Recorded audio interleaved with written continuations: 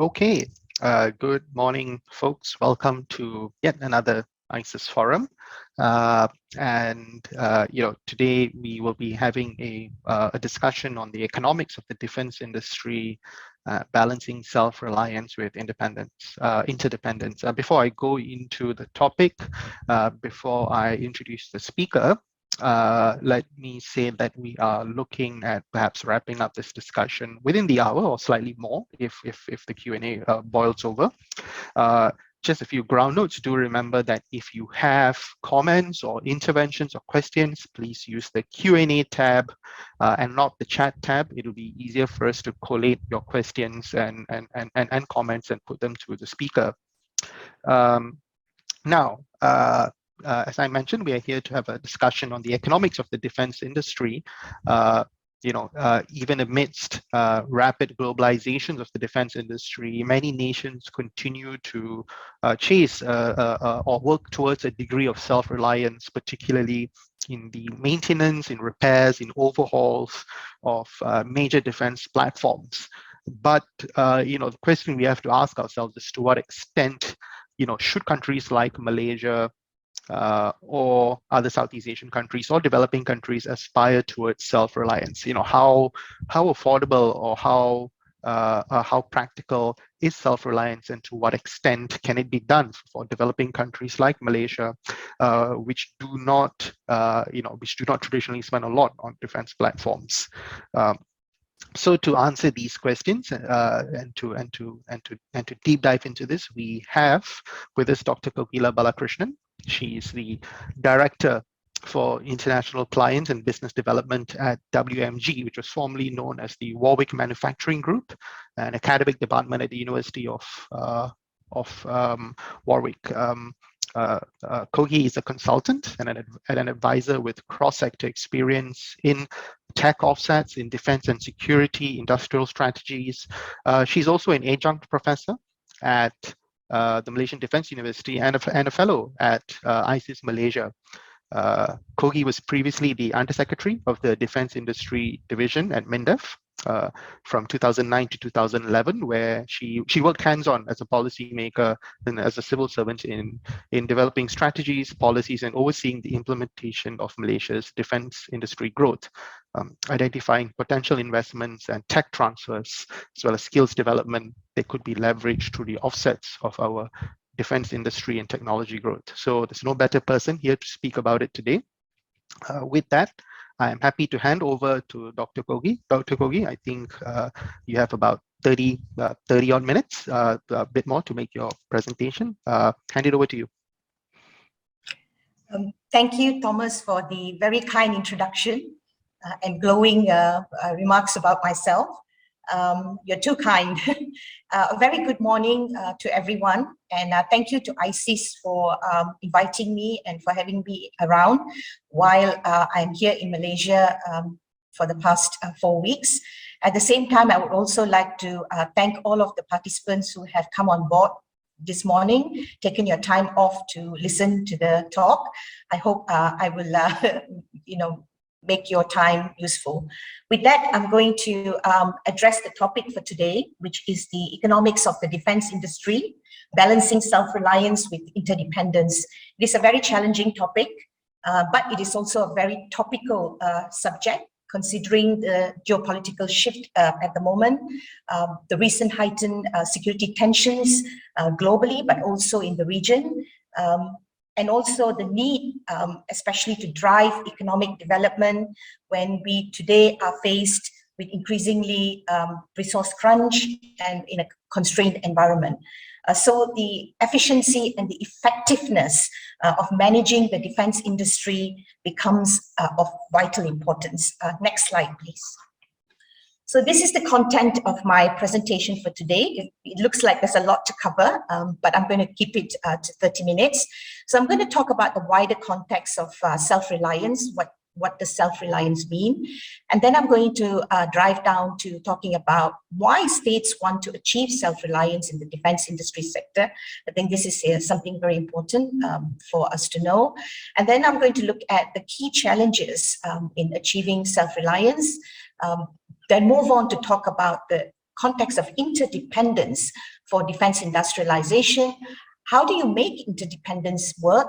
And then look at the dynamics between interdependence and self-reliance and come up with some recommendations, modest recommendations, I would say, for Malaysia and also ASEAN states. And I will leave you with a few references at the end of the session. Next slide, please. So what do we mean by self-reliance? This is again a very, very difficult question, a challenging question. Many different countries in their defense policy, their defense white paper and defense industrial strategy policies attempt and take a huge effort in trying to define the meaning of self-reliance within the context of their own country. So what I have done here is describe self-reliance in a simple manner, where I've said that it is the ability of a state actor to create a high level of defense capability in a given domain.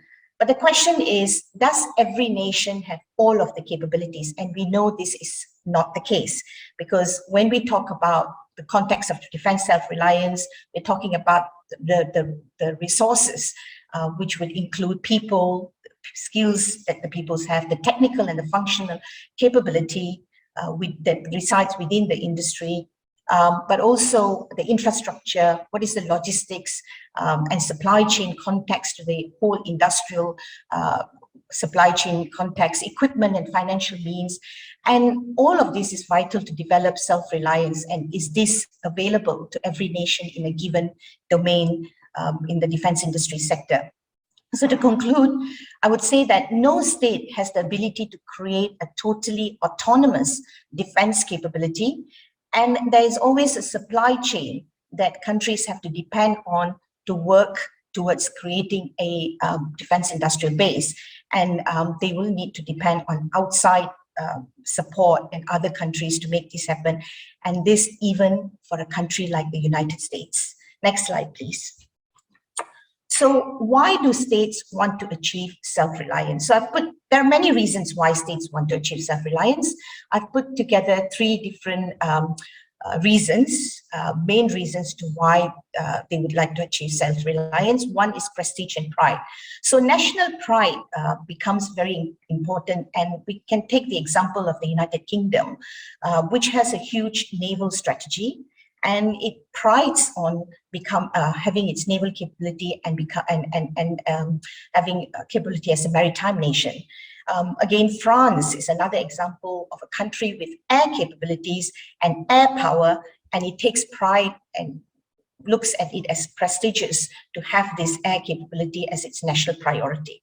The other reason for self-reliance would include when countries enter into sanctions or they go into embargo. And for example, there are many countries in the past that has gone into this kind of a mode, and one classic case is Iran, which is continuously under continuous embargo, sanctions, and they thrive or they compete to become self-reliant.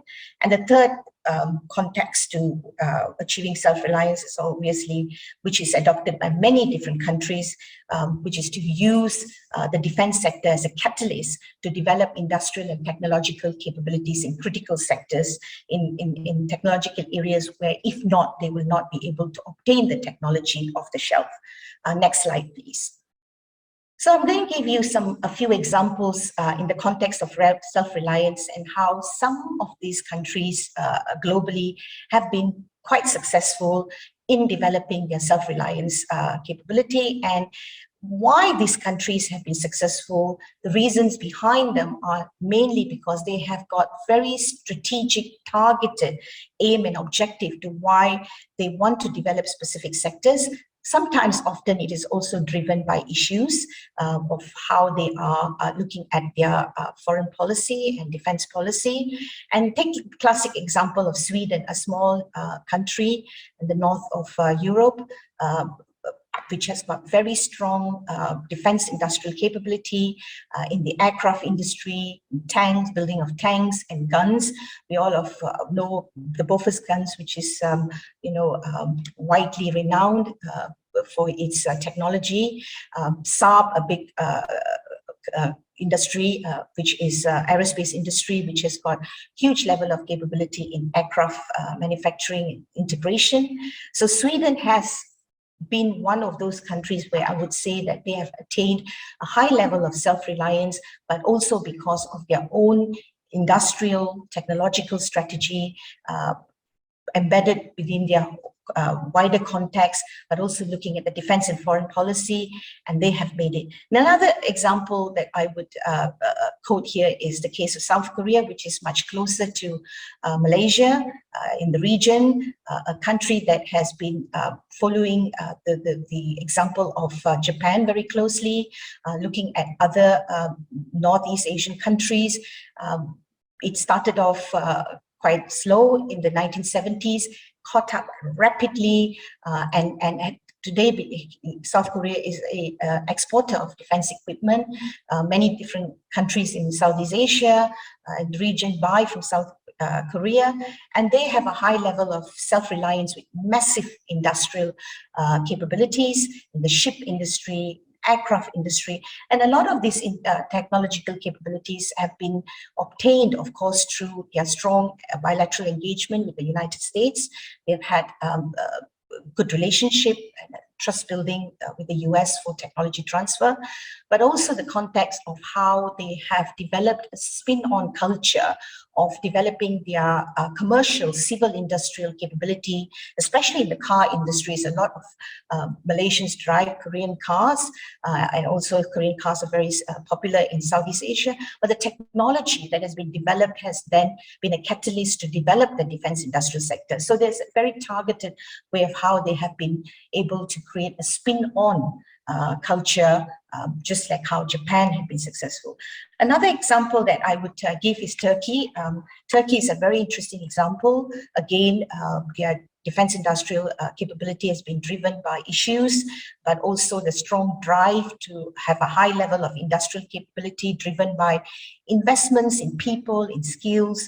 Again, Turkey is a country that has been, in the past 30, 40 years, working closely with countries in the West, in the United States, the UK, and some of the other European countries in building their technological capabilities gradually to become a leading exporter, defense exporter today. And Malaysia has obviously got a lot of defense industrial link with Turkey and has been buying, and entering into co-production, joint development with Turkey in that context. So Turkey is another interesting example.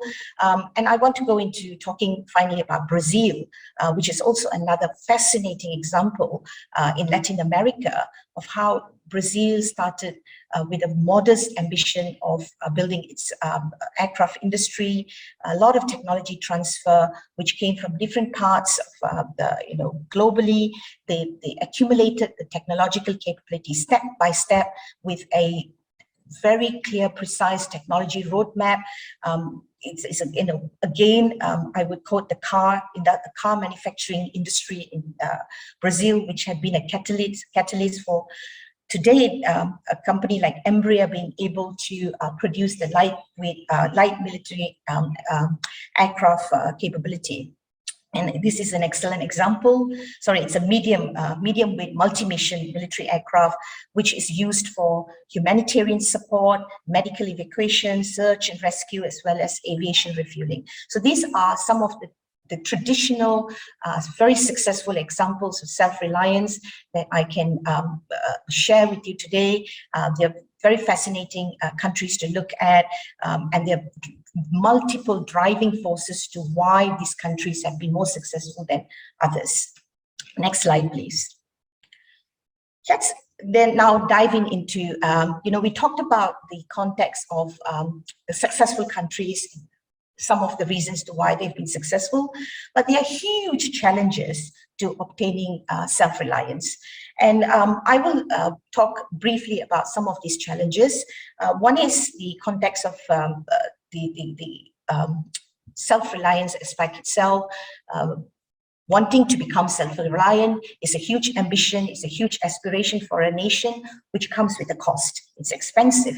The second aspect that I want to talk about in terms of challenges is the access to technology. I mean, I've done a huge amount of research in this area, multiple contexts and multiple issues to how countries access technology, accumulate technology, and the challenges within the context of the technology that is being transferred between different countries. Integrating and managing the complex weapon systems is another area that I want to talk about, besides the aspect of codependence and national priorities. Next slide, please. So let's talk about the aspect of cost.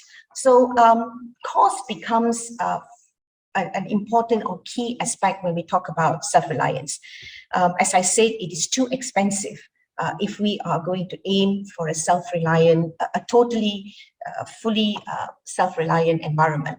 The classic example is the case of French and the Swedish fighters.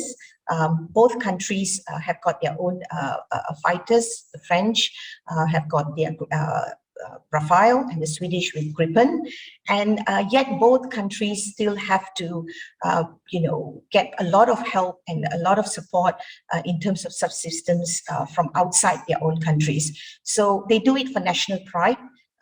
It's a huge tick in the box for these countries to have their own fighter aircraft, but at the same time, it also comes with a huge cost, and it is not totally self-reliant when we dive deeper into it. Again, another aspect when I talk about cost is the context of cost escalation. There's a lot of research papers written on it. I like reading David Kirkpatrick's paper on the Starship Enterprise. It's an old paper, he wrote it in the 1990s, where he's talking about how the unit cost of an aircraft has increased from the 1940s, 50s up to now in the context of the UK. Another recent paper by Stephen Koniak, titled "Is the US Military Getting Smaller and Older?" is an interesting paper to read, and I have linked the website. The paper actually discusses the ever-increasing cost of weapons platforms and systems over the years. There's a lot of research in recent years being made into looking at why there's a cost escalation, the competition between operational and development budget. There's always the OEDE argument, where most of the cost nowadays is going to the salary, is going to pensions, and rather than going to support of the equipment and for military capability. So there's this question of quantity versus quality and the slow pace of ability to replace the aging equipment. So I would suggest, if you have the time, do refer to this paper and look at the context of the paper. Next slide, please. I'm going to go a little quicker because I'm aware of the time. So complex weapons. I think when we talk about military equipment, when we talk about defense platform, it is absolutely vital to keep in mind that defense equipment, defense platforms are very complex. There are lots of, a platform comes with multiple subsystems, and it is added complications when the weapon systems are being sourced from multiple countries or different OEMs from different countries, and the context of trying to integrate all of these weapon systems. So it is very challenging, and there are a few examples that I'll talk about later, like the F-35, the A400M. These are some of the examples that we can talk about when we refer to complex systems. An interesting example that I want to relate to here is the Team Complex Weapons, which has been set up by the UK MOD, which cost around £1 billion, and this is a 10-year period project. The specific objective of that Team Complex Weapons was to focus on how to collaborate with key prime contractors in the UK to deliver the complex weapons requirements in an affordable manner, where we're talking about the context of value for money. I will not go into the discussion on value for money today because that's a huge subject in its own and it's highly debatable. So the complex weapons team, which is led by MBDA, is highly looking at the industrial capability in this context. So that's a very good example. For those of you who have time, do try and read about how a complex weapons management team work in this context. The other, next slide, please. The other area that I want to touch on is access to technology. There's a lot that I can talk about here because it's a huge topic. There's a lot of challenges in getting access to technology. I'm throwing in a couple of questions here for the audience to think about. I mean, one of the key issues is, do you have the access to the technology you want to acquire to build the defensive system? So getting access to the technology is very, very difficult. Technology owners put in a lot of money. There's a huge upfront investment that goes into the research and development before it is even commercialized. There's a huge amount of investment in every stage. And so for countries that want to acquire or want to get quick access to this technology, there are challenges. Why do you, how do you get access to this technology? So that is an area that is highly debatable. Next is the sensitivity of the technology. There are different countries and have got different technology, especially in the context of defense and security. They have different technology sharing framework. They are bound by export control. They are bound by their own country's rules and regulations. In some countries, there's a very, very tedious process to get approval from the different levels of the in the Parliament and the Senate before any of these technologies can be shared. And if the technology is going to be shared, who is it going to be shared with? Who are they? Allies? Are they friends? Are they partners?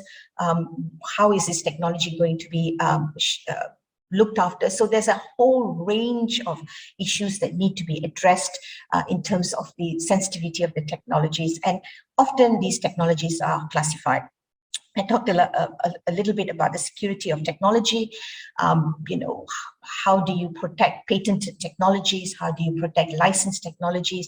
And now we have an added layer of securing technologies to cyber, because we are operating in a cyber environment. Some countries have better cyber regulations and cyber ways of securing the technologies, and others don't. So these becomes added challenges to getting access to technologies. And finally, the political question.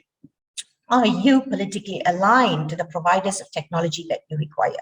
So this is a very challenging question. And in the context of the war that is taking place today in Europe, we can see there are alignments to who owns which technology and how these technologies are the demonstration of the stealth of the technology and the alignment between the Eastern components, the Western components, and how do you get access to these technologies, and all of that are political challenges, political questions. Next slide, please. I also want to spend a little bit of time talking about codependence. Before that, I just wanted to say, when we talk about technology, the good classic example I want to give is, again, going back closer to home, Japan and the Republic of Korea, as well as Singapore in this context. A lot of the technology transfer for these countries has been really successful because of the alignment to the United States, to the UK, to the Europe, which have given them the access to military critical technologies. So the relationship building and trust to get access to these technologies are very important. And then the question of, do you have access to those kind of relationship? So that is something to bear in mind. So when I talked about trust and relationship building, so this becomes very, very important in getting access to technologies. I have been a civil servant in Malaysia and have been very hands-on in negotiating for technology, and I've sat on the government side of negotiating for technologies. So often we fail to look into the context of the significance and the relevance of bilateral and multilateral platforms, how important these platforms are in building that relationship and building that trust, because those are the very secure line of relationship that you build with countries to be able to get that support and enhance your technological capabilities. So this is where I'm talking about the context of codependence. So Let's take the typical example of Japan and the UK today, where they are co-building the 6th generation jet fighters. This is a relationship that has taken 70 years to build since the Second World War. So there was a lot of confidence building measures that need to be put in place, a lot of exchange of ideas, exchange of notes, and all of that had created and built a fruition in terms of sharing of the technology. Again, another example that I can talk about in today's context is the case of Australia, UK, and US sharing of sensitive technology through the common platform of AUKUS. And Australia, UK, and the US have formed these new alliances mainly for technology sharing to build a deep level of trust and understanding. So this is a classic case of how Australia, which signed the French submarine deal, but with France, but dropped the idea because France will not share their nuclear sub technology. And so Australia had been left with no choice, but had to pull out and switch to the UK-US sub purchase to acquire a nuclear powered submarine under AUKUS. Of course, there are strategic reasons to why Australia had to then move away from a traditional submarine requirement, a diesel submarine requirement, to a nuclear sub requirement because of the changes in the geopolitical environment and the issues that Australia is facing now. But then the way Australia had pulled out from that deal had created a bad feeling with its relationship with France, unfortunately, and this has required, this will require some level of confidence building measure between the two countries again. So a lot of this codependence relationship, trust building is absolutely vital in the context of looking at technology. Next slide, please. So I want to go closer to looking at home now and Malaysia. And Malaysia's aspiration for self-reliance. And this is clearly stated in Malaysia's defense policy, where self-reliance has been noted as a prerequisite for national defense and to protect Malaysia's national interests, territorial integrity, as well as economic prosperity. And Chapter 7 of the Defense White Paper also discusses self-reliance as a key thrust to building Malaysia's defense industrial and technical capabilities. So I've put down here some of the focused area where a country like Malaysia has huge potentials for building of indigenous defense and security industrial capability. One where I feel that Malaysia has huge potentials and it has been growing its capability in this area is in the context of systems integration, where Malaysia has huge capability because of its electronics industry, manufacturing in the civil sector, but also the dual use value that it brings in terms of building more complex defense platforms. The other areas that Malaysia, a country like Malaysia and other Southeast Asian countries can look at is the integrated domain literal naval systems, the air and sea, including underwater submersibles, but also hybrid electric military vehicles. For example, we see how in Ukraine today, the soldiers are using e-bikes plus next generation light anti-tank aircraft is another one, the NLAW missiles. Next slide, please. So I now move on to talking about the context of interdependence. I've said a lot about the self-reliance. I now will talk about interdependence. So what are the reasons for why countries move into interdependence? Here, I think a lot of the emphasis is on cost, to drive down cost. So one, the cost of funding the design, development, and manufacture of a whole system as a single nation is becoming extremely expensive, difficult, complex. So there's a need to drive down cost. Well, that is again highly debatable because in some contexts we've seen that the cost has escalated, even though there is collaboration. Cost of defense equipment is increasing faster, we talked about it, than defense budgets, and there are less units being procured. So the national acquisition policies themselves are becoming increasingly uneconomical. The other reason is also the diseconomies of scale, where there are issues with where fixed and variable cost is very high. If there's less scale and there's more complexity to the equipment. And finally, the dynamic geopolitical challenges requiring rapid change in wanting new technologies for military capability to meet new armed forces requirements is, and as I mentioned, AUKUS is a good example, and this is creating or pushing towards interdependence. Next slide, please. And I talked a little bit about examples of cases where there's been interdependence. I will talk more about the F-35 aircraft, the Eurofighters, the Su-35. But as I mentioned earlier, even a single nation fighter aircraft, such as Gripens in Sweden, RAF, Rafales, they also require subsystems from many other countries. So in this context, what I'm trying to emphasize is that governments always underestimate the cost of collaborative working. So there's a huge cost to collaborative working, and we will look at that in the next few slides. Next slide, please.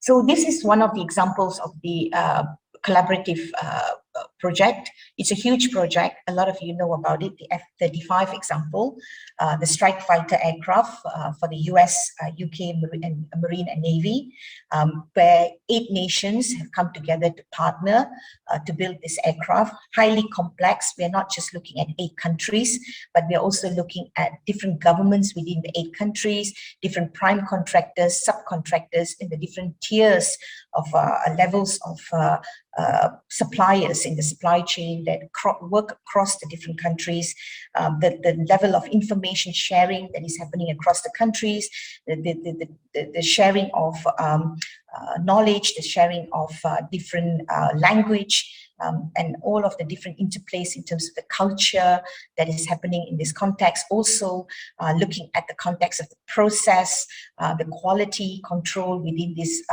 different countries. How do you unify the processes, the quality for a country like the United States, which has got stringent quality control and it's concerned about health and safety and all of that for producing a high-level complex fighter aircraft of this nature.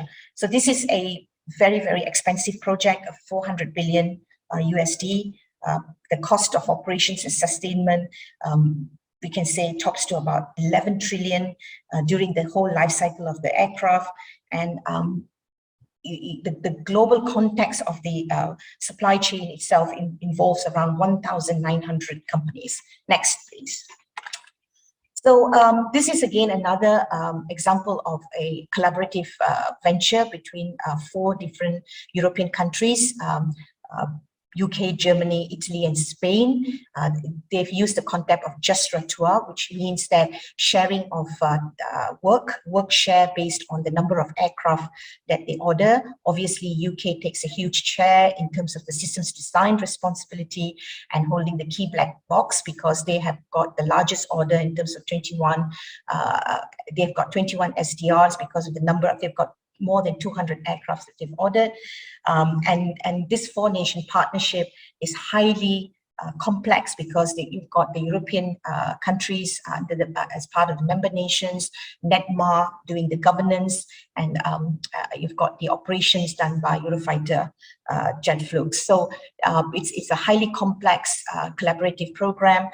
There's been huge cost escalations as well in this program, and the requirements have changed halfway through building of the aircraft because the threat perception, the issues have also changed. Next slide, please. This is the example of the A400M, and I know Malaysia was a part of this project where they were producing the wings, composite wings for the A400M, an excellent example again of a partnership project for the military transport aircraft with 7-nation partnership. Again, highly complex, very costly, but there are various challenges that came through from this partnership as well. Next slide. So I talked about the context of interdependence. I want to quickly mention 2 examples of different continents that have been trying to do collaboration. One is the EU defense industrial consolidation, and there are huge challenges in the context of how EU countries have come together to create a consolidated European defense industrial base under the ambit of European Union and European Defense Agency. There's a paper that I've written with others in this context, and I've got references that you can read from here. There are unpredicted challenges that came from the impact of COVID-19. There was cost escalation and fragmented and inefficient production still, and intensifying global competition. But end of the day, despite the interdependence, most of the European countries are still having specific critical technologies that they want to protect under the specific articles in country.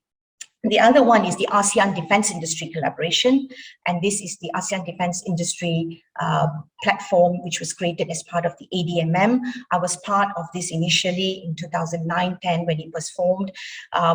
It's again lacking momentum at the moment. There's continuing, different priorities between the countries in terms of making it work. There's probably lack of political will, and then again there's issues of technological sharing. Next slide, please.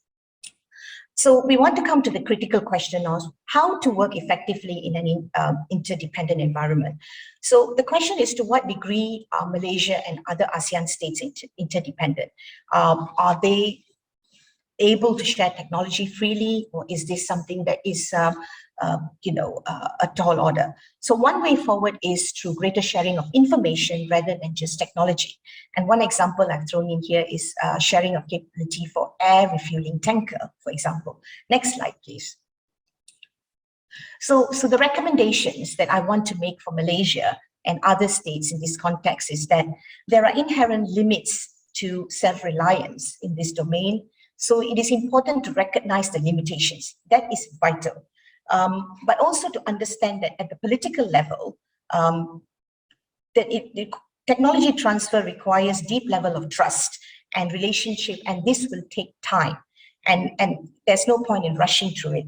And as I said, Britain and Japan have taken 70 years to build the trust to come together to build these fighter jets. And time constraints, there are time constraints to what you can and you cannot do. So in the short term, it is better to build measures for collaboration in terms of information sharing for better defense postures, for example, sharing of satellite data, cyber information, movement of pirates, for example, in terms of data sharing, and this in terms of creating this low level of trust building and confidence measures to start with. A good example is the Five Eyes countries, where they share a lot of data and information among themselves. There is technology sharing, but even there are critical challenges. So in the mid to long term, the codependent technical base for dual-use technology capability, we can look at drones, electronic warfare, before you even consider the deep level of military technology collaboration, such as what we look at in the context of the developed deep level of alliances within the NATO countries today. Next slide, please. So in conclusion, self-reliance is always costly. So pick and choose priority areas very carefully. Again, on the contrary, interdependence requires careful partner selection and very deep level of trusted relationship. So what nations have to do is build a portfolio of options based on future capability requirements. And the underlying driver for this is to consider the ever-increasing technical complexity of defense platforms and the associated cost escalation. I keep on talking about cost in a very ever challenging resource crunch environment. Next slide, please. And finally, the dynamics between self-reliance and interdependence is not a static decision process. This will require continuous, repeated political and defense dialogues due to the dynamic nature of the threat and geopolitical environment. So that's the end of my presentation for today. Thank you very much for your patience. I've left, next slide please, I've left you with a couple of references that you can refer to in the context of this lecture. Next final slide. This is also my book, And there are lots of information on technology, especially, and I've talked about offsets. And if you have the time, do get a copy of it. Thank you very much, and thank you to ISIS for giving me this opportunity. Thanks very much, Dr. Kogi. That was a tour de force, if you will. We have a couple of questions in the Q&A tab. We'll try and address most of them. I think some of them you already touched on, so it's an opportunity to extrapolate further. But before that, I'd like to ask Izzah to sort of kick the ball, to sort of get the ball rolling with the interventions. Izzah, I hand it over to you. Hi, thanks, Thomas, and hi, Dr. Kogi. So we'll start off with the Q&A sessions, and I will use / exploit my mod privileges to ask to start off. I want to build on that point that you were mentioning about the sort of defense network that ASEAN wanted to start with. I mean, it's always been an interesting question because there's a lot of countries that people may mention, like Indonesia and Vietnam, attempting their own industries and with their own particular niche areas, but not much has been heard from them. And there are always questions asking, like, why haven't we collaborated further when these countries collectively have been active every now and then? And with how you've mentioned that different priorities and lack of political will has been an issue, I have two questions. So one, what do you think would be needed? Like, would we need like some sort of external concern to push them into collaborating? And how far did they manage to get since 2009-2010 time period?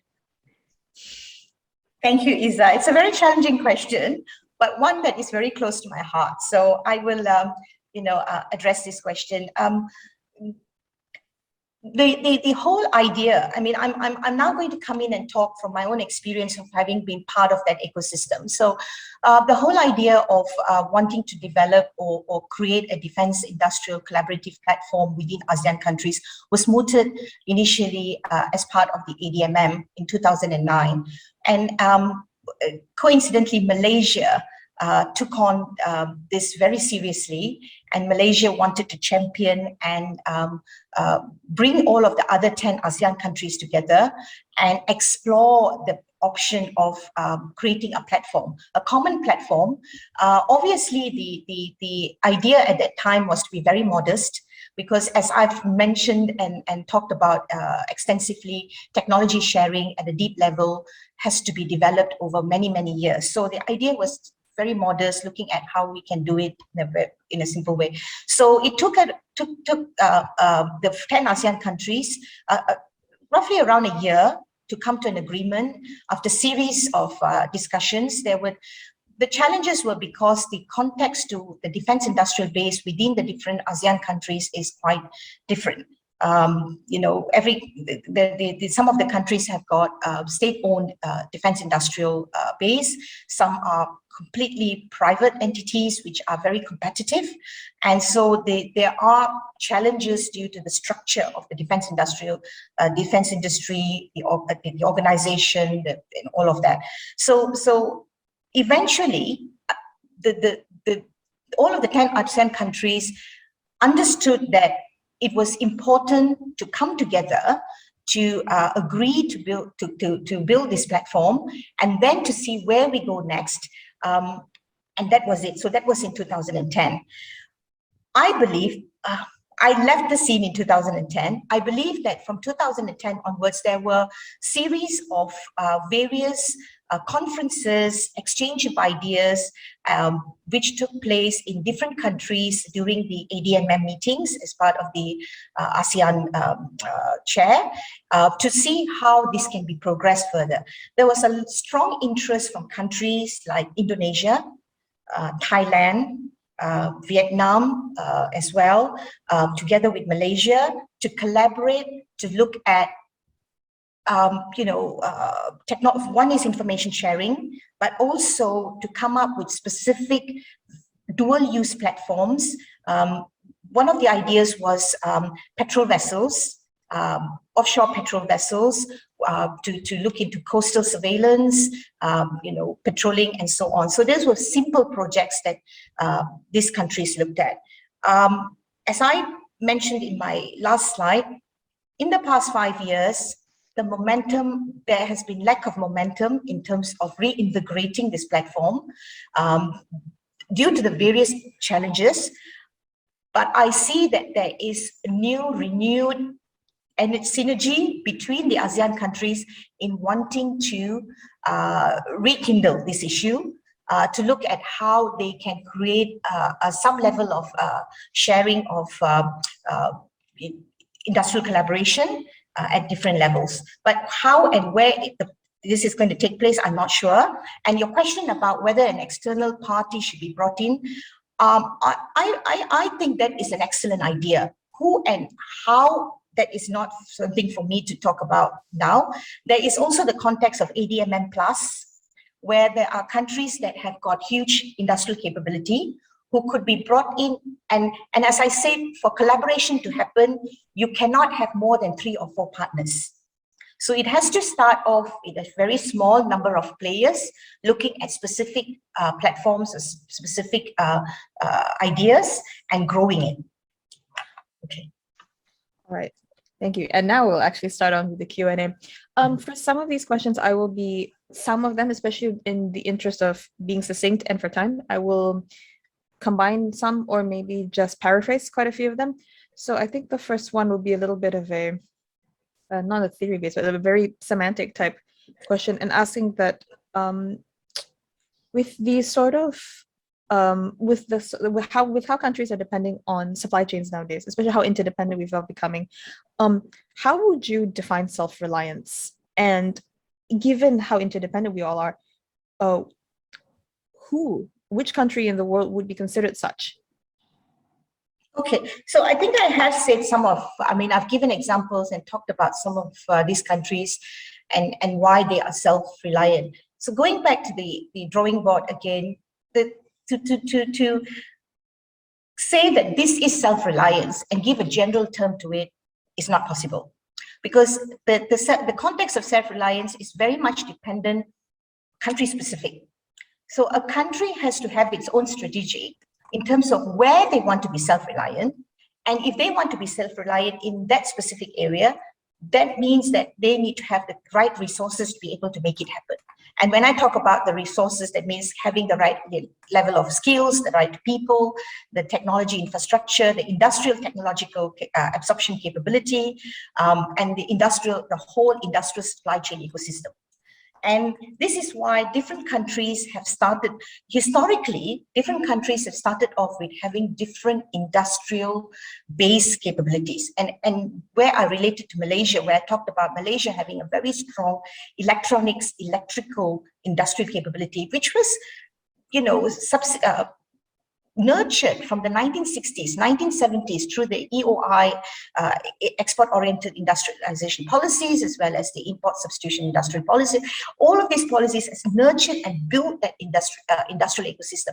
Today, what a country like Malaysia should be doing is using that strong prime and SME platform, the supply chain, to build on this, to create a dual-use industrial sector, not just for military industry, but also for civil industry, and become a world leader in systems integration, or be a world leader in electronic warfare, or world leader in, a global supply chain player in drones, because of the capabilities that Malaysia has. And again, this is where a country like South Korea, right, has, as I alluded to earlier, the example of how South Korea has steel. So they have very advantage because of the raw material that they have. So they have been able to use the steel industry to build a large shipping industry. Their commercial shipping industry is very, very strong. And that has actually moved them. Daewoo has now been able to produce military ships. But a country like Malaysia may not be able to do that, or to build a boom-to-tomb ship, because the resources are not there. So each country has to have its own strategy based on the resources, based on the people that they have. And again, I talked about the dynamics of the context of self-reliance. So if we look at the stages of building an industrial capability, there are lots of academic papers that talks about, you start with off the shelf and you move on to building subcontracting. And so And it's not cast in stone for every domain. So in every domain, you have different levels of where you will be. So every country has to look into the technology roadmap. You have to look into where you are in the different sectors and then plot where you want to go. And do not do what you think it's too costly or it is not achievable. Because this is about competing needs. Dr. Hogi, actually, sorry, Izzah, I want to jump in here just to leverage on a question. Dr. Hogi, I want to push you. So, okay, so we know what the issue is, but I guess one of the questions by one of the participants, by Jamil, is that why haven't we leveraged on our competitive advantage here? So we know what the competitive advantage is. We know we're not doing it, but then why? I mean, it's sort of speculative, but if you had any thoughts. Okay, so we are slightly moving into a slightly different topic where we're talking about international trade regulations, and so on and so forth. I mean, the defense industry sector itself is very protected. So it is mostly a monopoly or an oligopoly environment, and the defense industry sometimes, do not adhere, or it's not part of the WTO regulations. But but do not forget that a lot, except the first tier, second tier defense industries, many of the sub-tiers are actually dual-use companies, and they need to be subject to competitiveness. And if countries have high level of protectionism, if countries have trade regulations, tariff barriers, and huge level of subsidies to protect these industries, then you are not going to create a competitive ecosystem, industrial ecosystem, SME, which are competitive. And these probably are some of the challenges for a country like Malaysia. To what extent is Malaysia opening up its market so that its industries are becoming highly competitive and is able to compete in the global supply chain? And here, when we talk about competitiveness and we talk about opening up the market, that means a lot of the Malaysian SMEs, the larger SMEs, the smaller SMEs, have to adhere to international quality processes. There need to be, control mechanisms put in, and a lot of this documentation in terms of, especially in the manufacturing industries, has to be increased. And I think Malaysia needs to do more in this area to be able to get there. And actually, with a good segue into a question, especially on protectionism and international trade, with how the world nowadays have actually started leaning harder into trade protectionism, how do you think that's going to affect the overall state of self-reliance in defense industries? Oh, sorry, Izzah, can you repeat the question again? Sorry. Sure. Yeah. With the growing trends of trade protectionism in the world, how do you think that's going to have an overall effect on self-reliance in the defense industries? Very, very good question. I mean, this is the paradox, isn't it? At one end, you've got COVID has actually escalated the context of protectionism, because every country now realizes that they need to bring their supply chain back into their own country. So there's a lot of offshoring happening in many parts of the world. And we know, for example, the case of the electronics microchip industry, which is being taken out of China and also Taiwan and so on. So that there is this issue about protectionism. So that is definitely a challenge. But at the same time, there is also a push for globalization to become increasingly competitive. So there will definitely be a tension between globalization and protectionism. And this will be an ongoing challenge, which will there need to be a balance which need to be created in the context of which industries do you want to protect. So that is where we have the question of, what are your strategic industries? So you may want to only ring fence and protect your strategic industries and then allow for all of the other industries to be competitive. And when I talk about strategic industries, the strategic industries for each country could be different. So for some countries, steel industry could be very strategic. For some countries, telecommunication is a strategic industry. So where and in which context is your country's strategic industry, and how do you define it? And then you protect those industries because they are vital to ensuring the safety, security of your country. That's how I would look at this subject. Yeah. Okay. There is not, yes, sorry, Thomas. No, sorry, Izzah, you wanted to go? Yeah, just building on now with we have a few questions that centering on Malaysia's own capabilities and or shortfalls of their own industry. So one of them to start is that we have a question asking about the offsets regarding the government and the industry, and how can offset negotiations be leveraged in the context of self-reliance? Has there been any truly successful examples showing that? Read my book. That's a good point. And all of my papers. There's a lot of examples of I mean, there's a specific paper that I have written just on Malaysia, giving various examples of how Malaysia has leveraged offsets for defense industrial enhancement. So the answer to that question is yes and no. So Malaysia has been very successful in leveraging offsets to build industrial capability in specific sectors. There's been a huge success in the aircraft industry, for example, in manufacturing of parts and components, in systems integration, in MRO, and Malaysia has, some of the Malaysian companies, because COVID has actually taken a huge toll on many of the defense company sector. But before that, these companies have actually been able to do a lot of work outside Malaysia as well, in the Middle East and in Southeast Asia. So they were providing services, to others. So those capabilities were gained through offsets. But there are areas where Malaysia has not been that successful, especially trying to leverage offsets for innovation.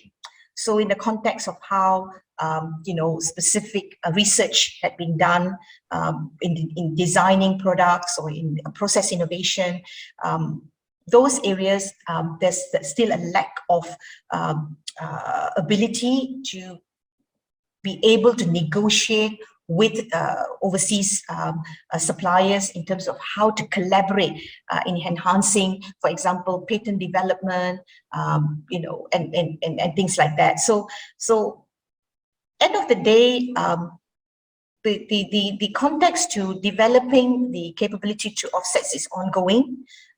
There are various levels in the different sectors, and we can't say that it has not been successful in every sector. So it's a case-by-case basis. One area where I will say that Malaysia has been hugely successful is in skills development. So a lot of Malaysians have been trained and also educated in the aerospace industry, aircraft engineering, in maritime, shipping, and electronics, and all of that in specific critical technologies. The military, for example, has gained huge level of capability development skills through offsets. All right, thank you. And now, with this there's quite a recurring line of thinking in these questions about that Malaysia does, they seem to be lacking in quite a few things as well. One of the facts is that why are we still held back in the sense? Is it something issue with like governance amongst companies? Is it the lack of, not say political will, but is it lack of direction from government or commitment issues? What do you think is needed in both like short to long term for Malaysia to achieve this sustainability in the defense industry? And what areas, and just to add, like on a brighter side to add as well, like, but what are the areas have we been excelling at that we should be pushing onto as well? Yeah, so this is a big question. We can go on and start talking about it. I have mentioned that the areas where Malaysia has the capability and should be pushing onto, and I've alluded to this in my slides as well, where I've talked about systems integration as one area, but also of late, cyber would be one area that Malaysia will have huge capability and should be looking at in the security industry domain, but also the autonomous vehicles are becoming highly critical. I was in Langkawi last week, and I was looking at the beautiful shores that Malaysia has, and I was thinking to myself, these are the areas where Malaysia needs to be able to have unmanned drones, sea and air drones, to be patrolling the shores. So those are the areas where the capability is really, really required for Malaysia, and there's a lot of skills in this area. Skills can be nurtured, so offsets also can be used to develop, capability for the Malaysian industries to take on. One challenge is that the structure and the context of the Malaysian defense industry structure at the moment is still archaic, not as agile as how some of the other defense and security industries have evolved globally. A lot of the Malaysian defense companies, the prime companies, are still very platform-based. So there need to be a mind shift, cultural mind shift towards looking at capability-based technology solution. So which means that the newer technological platforms that are being developed need to be more agile, as I said, like unmanned vehicles, drones, those areas where, and cyber capabilities where the prime companies need to incorporate a lot of the smaller SMEs who have got high level of systems skills, electronic IT skills, and so on. So the mergers and the acquisition need to happen more drastically. The cultural mind shift need to happen more drastically. And this, I suppose, is one area that the Malaysian government and the Ministry of Defense and Ministry of Finance and the overall Malaysian ecosystem need to look more closely at. Yeah. Yeah, sure. Mm-hmm.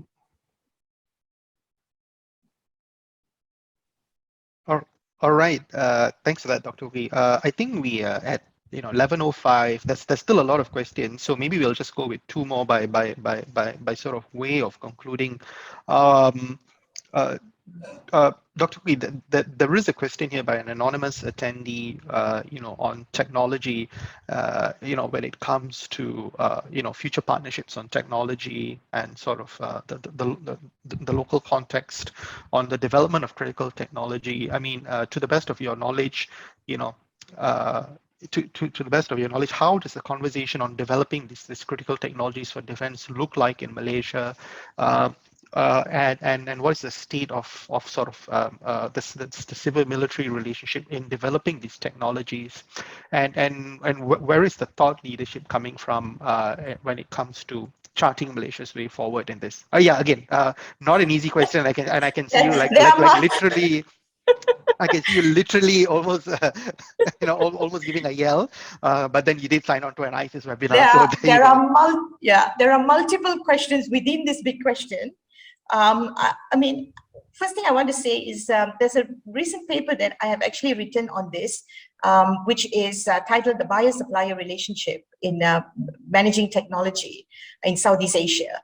The paper will be out end of this year, and I will definitely share it with all of you, because the context, okay, so there are two questions within the question. One is talking about the partnership and where is Malaysia in this context, and how is it communicating with external partners in leveraging for technology. And then there's the context of the civil-military relationship as well in this context. So I'm going to take on the first question and say that in the context of Malaysia's I would say technology acquisition strategy, and it's in partnering with different countries. So Malaysia has always held on to the context of non-aligned movement, and it is sees itself as a strong member of NAM. This has been a double jeopardy. It's been good on one hand because it means that Malaysia is a friendly nation. It is a nation that is friends with everyone, East and West, and so on. And that means the procurement acquisition process is driven by the context that we will buy from the East, the West, and which is because we are a friendly country. But the nightmare, the challenge is that then Malaysia has a wide array of technology platforms. The economies of scale is not there. There are smaller numbers. And this means that there's issues for the defense industry sectors itself. So this goes back to when I was the undersecretary, when I talk to the defense industry companies, they do have challenging in managing small numbers of platforms and maintaining them. The economies of scale is not there, so there's a high cost of how they have to look after this. If you're buying from Russia, a few aircraft from Russia, you're buying a few aircraft from the United States, so the technology sharing becomes critical. So then the question of how do you firewall all of these different technology that you are receiving? What is the mechanisms that you put in place to protect the technology? So that this then creates other issues like the countries that are sharing those platforms, how much do they trust a country like Malaysia in terms of protecting their technology, because Malaysia is a friendly nation. It's got partnership with many countries. So this goes back again to the example of Japan and South Korea, which I talked about, where they have got strong alliances and friendship with 1 or 2 partner countries. So that builds a very, very strong, robust, long relationship. It's just like us having being in a marriage, isn't it? Having multiple partners, it can be quite promiscuous. So that's a similar example to that. So that is the context of how Malaysia's challenge in terms of why it is not going at the speed it should in terms of acquiring technology. The technology strategy has to be ironed out. The second context, the civil-military relationship, is where the synergy. In this context, I'll talk about the collaboration between the industry, the government, but also the research organizations. The synergy between the three, or the collaboration between the 3 parties has to be very, very strong to make the technology sharing, the R&D ecosystem or the environment to progress further.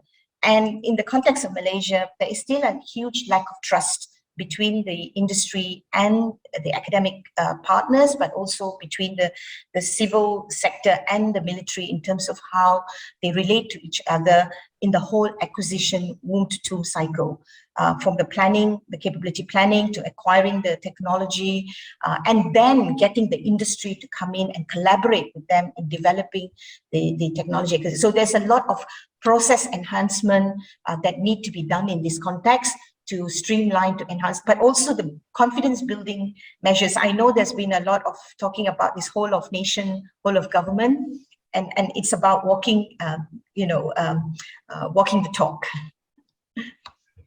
Right. Thank you, Dr. Kogi. I guess, to conclude, maybe I can get your response to this statement that I'm going to put to you.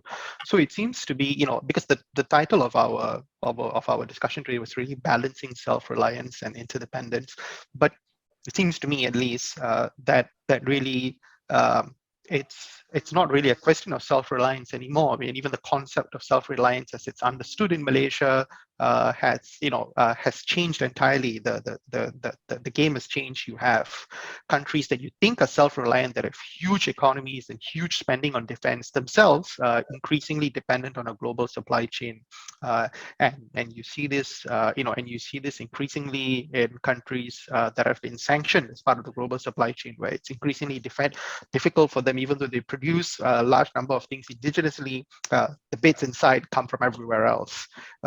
So, should the focus then really be on so it's not really a question of self-reliance now, it's a question of interdependence. And what do you think, do